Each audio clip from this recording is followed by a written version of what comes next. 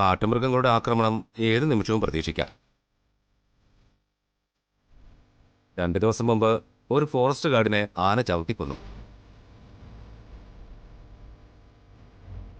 ഭയപ്പെടുത്താൻ വേണ്ടി പറയുന്നതല്ല. മുന്നോട്ട് പോകുമ്പോൾ വരാൻ പോകുന്ന അപകടങ്ങളെക്കുറിച്ച് മുന്നറിയിപ്പ് തന്നേ ഉള്ളൂ. ഞങ്ങൾക്ക് ഈ മല കയറി നേർച്ചയും വഴിപാടും ഒക്കെ കഴിക്കണം സ്വാമി. ഇല്ലെങ്കിൽ പിന്നെ ഇനി 5 വർഷം കാത്തിരിക്കണ്ടേ? ആ മഹാദേവൻ വിളിക്കാതെ ആർക്കും ഇവിടെ വരാൻ സാധിക്കില്ല. എത്രയോ വർഷങ്ങളായി ഞാനിവിടെ സ്ഥിരം വരുന്നു. ആദ്യമൊക്കെ സ്ത്രീകളിൽ ചിലർ വന്നിരുന്നു. അവരിൽ പലരും അപകടത്തിൽപ്പെട്ടു, ചിലർ മരണപ്പെട്ടു.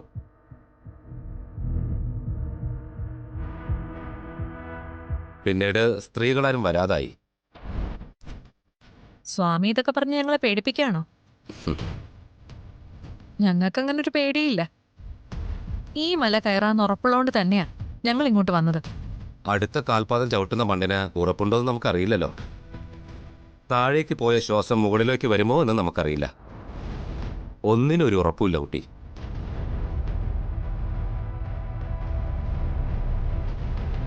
ഭാഗ്യമുണ്ടെങ്കിൽ നിങ്ങൾക്ക് ഈ മല കയറാം.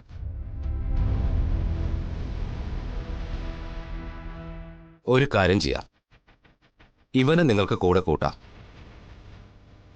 ഈ കാട്ടിൽ ഇവനറിയാത്ത വഴികളില്ല. ഇവൻ നിങ്ങൾക്കൊരു സഹായമായിരിക്കും. മോനെ, ഇവരുടെ കൂടെ ചെല്ല. ശരി സ്വാമി.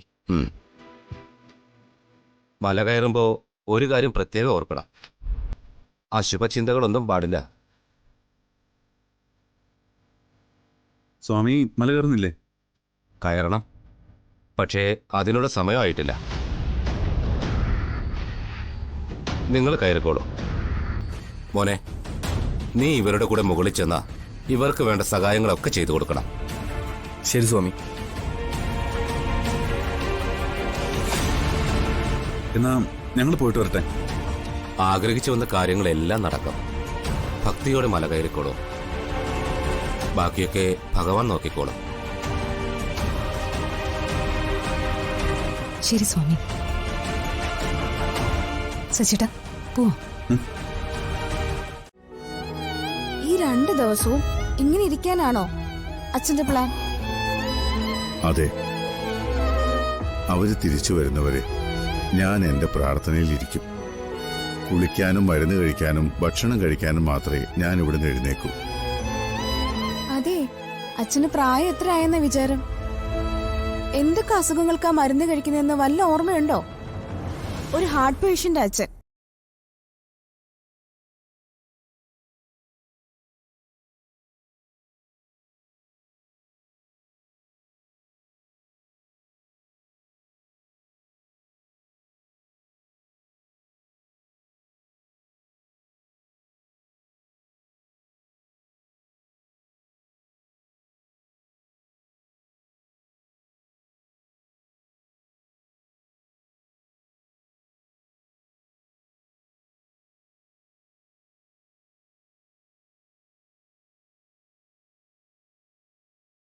ആയിക്കോട്ടെ, എന്നാലും ഒരു നല്ല കാര്യത്തിനല്ലേ?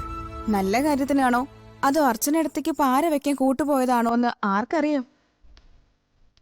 അവരുടെ ഒരു സ്വഭാവം വെച്ച് നോക്കുമ്പോ അർച്ചനടുത്തോടുള്ള അസൂയ മൂത്തിട്ട് കൂടെ പോയതാകാനാ സാധ്യത.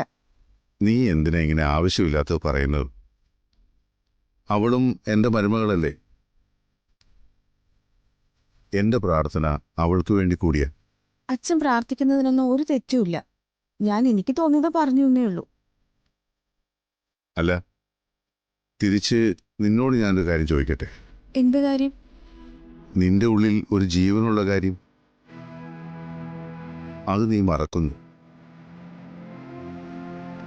ഈ സമയത്ത് നല്ല വിശ്രമം വേണം. എന്നേക്കാൾ ആരോഗ്യമായിട്ടിരിക്കേണ്ടത് ഇപ്പൊ നീയാ. എന്റെ ആരോഗ്യത്തിന് ഇപ്പൊ ഒരു കുഴപ്പമില്ല. എന്റെ എല്ലാ കാര്യങ്ങളും ധനുഷ് നന്നായിട്ട് നോക്കുന്നുണ്ട്.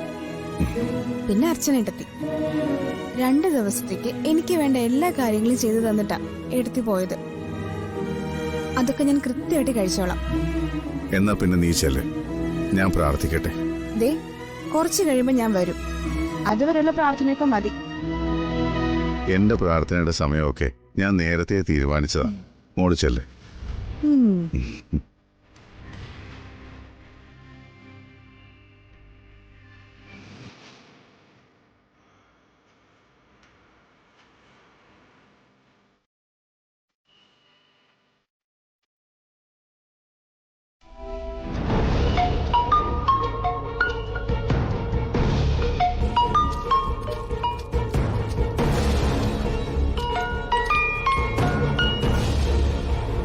ஏய் மூர்த்தி, நீங்க எங்க இருக்க?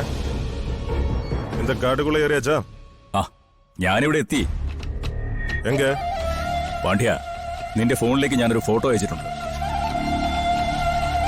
അർച്ചന, അവരാണ് നിന്റെ ടാർഗറ്റ്. ഒന്നും നോക്കണ്ട, തീർത്തേക്ക്. അതപ്പറ്റി ഒന്നും കവലപ്പെടണ്ട സ്വാമി.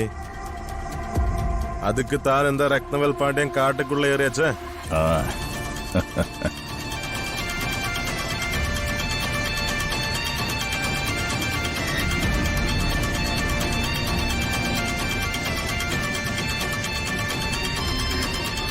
இந்த அம்மா சூப்பராச்சே. இந்த அம்மாவை மட்டும் கொல்லணுமா, அந்த 3 பேரை சேர்த்து கொல்லணுமா? അർച്ചനയെ മാത്രം തീർത്താ മതി. ആ, അതിൽ ആ ബ്ലാക്ക് സാരി നിനക്ക് കൊട്ടേഷൻ തന്ന ആളാ, അവന്തിക.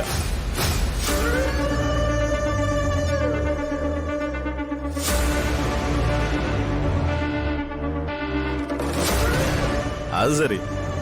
இது அந்த அம்மாவா? அவந்திகா அம்மா சூப்பரா இருக்கு. அப்ப பாக்கல சாமி,